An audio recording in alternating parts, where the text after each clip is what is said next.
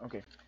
Muy buenas noches, profesor. Bueno, ya voy a presentar sobre la práctica del laboratorio, que es sobre la primera ley de termodinámica del último corte. Ok. Una introducción básica de qué es la termodinámica. Es una rama de la física que describe los estados de un equilibrio termodinámico a un nivel macroscópico. Se describe cómo es que cómo es que cualquier material en cualquiera de sus fases va transformándose, que desde un punto el punto en el que ya se mencionó, macroscópico de dicha materia, se puede estudiar cómo reacciona tanto el su cambio en su volumen, en la presión y en la temperatura, como tanto en otras magnitudes como la energía. Una de las consecuencias de la termodinámica en la actualidad que se conoce es se conoce como la estadística, que también es otra rama que estudia casi lo mismo como la termodinámica. Y también en la parte de los procesos de transferencia de calor, pero aparte de esto, eh, la, la física estadística lo estudia desde un punto más molecular. Ok, empezando con el laboratorio. Los objetivos del laboratorio utilizando una de las aplicaciones PED de simulación de laboratorio. Los siguientes objetivos serían conocer cuándo se aplica la primera ley de la termodinámica en procesos propios de una máquina térmica. Se identifica los tipos de los procesos termodinámicos y cuáles de ellos tienen cambios en la energía interna y cuáles de estos pueden realizar un trabajo o, si es posible, que puedan realizar dos cosas al mismo tiempo. Disculpa. Y también determinar la eficiencia de una máquina térmica. Listo. Antes de empezar, hay que aclarar algunas cosas. Lo ancho se determinará por medio de una variable x, que se va determinando de, lo ancho de un recipiente en donde se encapsulará todo el gas y se manejará por nanómetros, que los nanómetros es calculado es igual a 10 elevado a la menos 9. El volumen se calculará por lo ancho multiplicado por la altura y multiplicado por el profundo del recipiente, donde la altura es un total de 8,75 nanómetros y de profundo es igual a 4 nanómetros. También según el laboratorio, se calculará por medio de kilopascales. Entonces, se realiza la conversión a pascales, en donde un kilopascal es igual a 1000 pascales. Continuando con el laboratorio, ya tenemos el laboratorio en sí, la simulación, en donde nos determina que manteniendo la temperatura como constante, se va aumentando el ancho del recipiente hasta el punto máximo que, como se ve en la tabla 1, el mínimo de ancho sería de 5 nanómetros y el máximo sería de 15 nanómetros. Teniendo estos valores, se calcula multiplicando el ancho, lo profundo y lo alto, como se mencionó anteriormente, para obtener el volumen de este mismo, que el volumen máximo, el volumen del mínimo del recipiente sería 1,75 por 10 elevado a la menos 25 metros cúbicos y el máximo sería de 5,25 por 10 elevado a la menos 25 metros cúbicos. Al momento de eso, entre va más aumentando el ancho y el volumen del recipiente, más, más va disminuyendo la presión. Se ve claramente en la imagen en donde está medido por kilopascales, se realiza la conversión y se da a pascales. Teniendo en cuenta lo siguiente, listo, al tener ya el límite máximo del recipiente, que serían de 15 nanómetros, eh, se realizará lo siguiente. Se mantendrá como constante la presión, en donde la presión en donde al momento de bajar la temperatura, lo que va a hacer la simulación es reducir lo ancho y el volumen del recipiente, y lo que se mantendrá constante, lo que se mantendrá durante la reducción de la temperatura y la reducción del tamaño del recipiente. Lo que se mantiene ya es su presión, su presión hasta una temperatura mínima de 100 Kelvin, empezando con con una temperatura estándar como se ve en la anterior imagen, que sería de 300 Kelvin. Ya al tener el punto más mínimo, ahora lo que se realiza, ahora lo que es, al tener el punto más mínimo, el límite del recipiente, se aumentará la temperatura manteniendo el volumen como constante, haciendo que el volumen del recipiente se mantenga, pero la temperatura y la presión va aumentando como se ve en la tabla 3.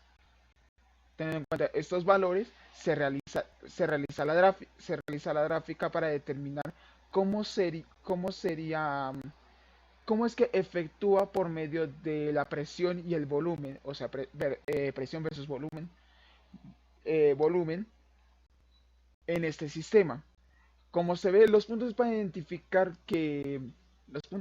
para identificar cómo se va trasladando, dependiendo de las tablas, ya que desde la primera tabla, desde el punto 1 hasta el punto 2, eh, determina, determina tanto el, determina tanto el crecimiento de volumen mientras va bajando la presión. El siguiente sería que la presión se mantiene, pero el volumen va disminuyendo. Y el volumen se mantiene constante, pero la presión va aumentando, teniendo la siguiente gráfica. Del punto 1 al punto 2, presión va disminuyendo, pero el volumen va aumentando. El, del punto 2 al punto 3, en donde la presión se mantiene, pero el volumen disminuye. Y del punto 3 al punto 1, el volumen se mantiene, pero la presión aumenta. Teniendo en cuenta esto, vamos a realizar los siguientes cálculos determinando su trabajo, determinando el trabajo del sistema, bueno, en cada punto, su trabajo, el calor que efectúa y la energía que también efectúa, teniendo el siguiente marco teórico. Y vamos a tener en cuenta que tenemos también, a partir del punto 2 hasta el punto 3 y en el punto 3 al punto 1, está la capacidad calórica a presión constante y la capacidad calórica a volumen constante. Utilizaremos la constante Boltzmann. Utilizamos la constante de Boltzmann, que sería 1,3806 por 10 elevado a la menos 23 Joule sobre Kelvin. Y también para determinar la eficiencia del sistema, que ya hemos visto, que sería el trabajo neto dividido por el calor que haya entrado al sistema. Y también vamos a calcular una teorización que se refiere ya al último punto del laboratorio. Empezamos desde el punto 1 al punto 2, en el que conocemos que el proceso es isotérmico, en donde determinamos que la energía es igual a cero, la energía que esta misma efectúa, pero el calor y el trabajo que realiza son iguales. Teniendo esto en cuenta, utilizaremos la fórmula del proceso isotérmico, en donde es el número de partículas, que el número de partículas es de 400, la constante de Boltzmann, multiplicado por la temperatura, ya toca la temperatura alta, y multiplicado por el logaritmo natural del volumen 2 al volumen 1, que sería el volumen más alto, el volumen 2 que sería el más alto, y el volumen 1 que sería el punto más bajo, o sea que sería el volumen más alto, que sería de 5,25, y el volumen más bajo, que sería 1,75 en este caso.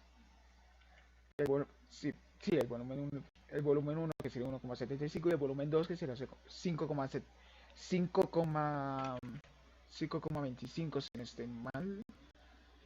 Sí, 5,25 que sería el volumen 2.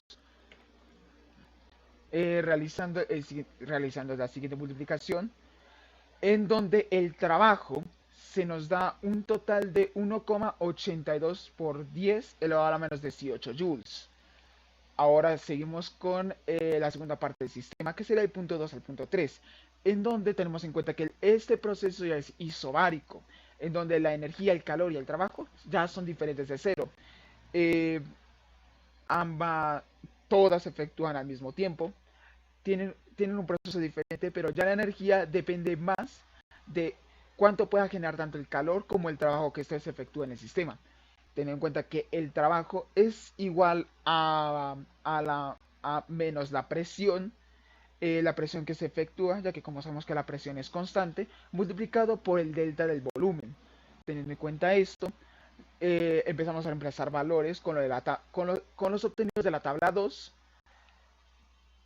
en donde en donde ¿qué? En donde el volumen inicial, el volumen final sería 1,75 por 10 elevado a la menos 9 elevado a, sí,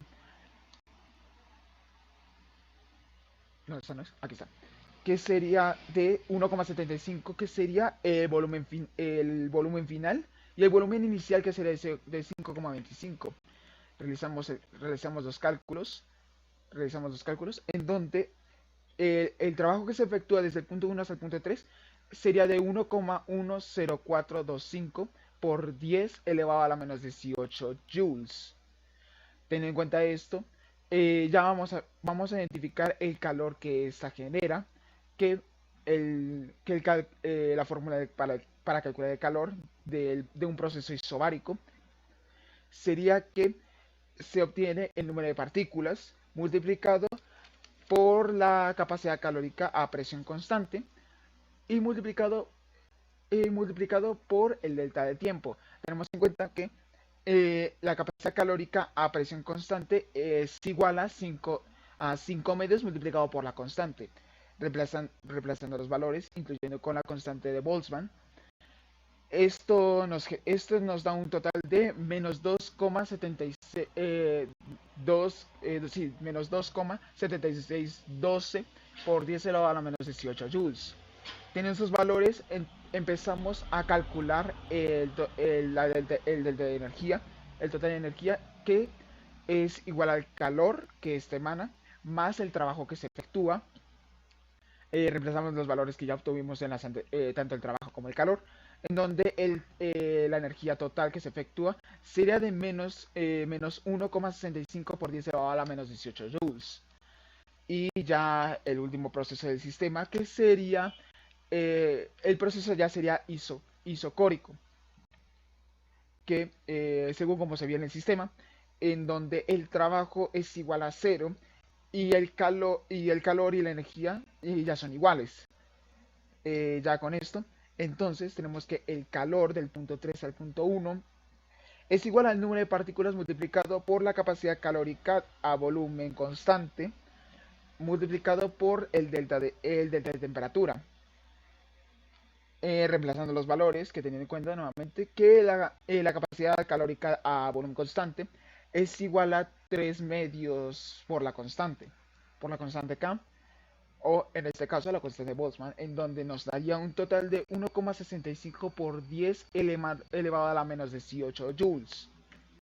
Teniendo los valores que tenemos, en donde se nos muestra que el calor que entra, ya que eso es lo que más nos importa, el calor que entra durante el recorrido del punto 1 hasta el punto 2, el calor es positivo ya que el trabajo que ejerce es igual al calor que emana, haciendo que del punto 1 al punto 2 el calor entra.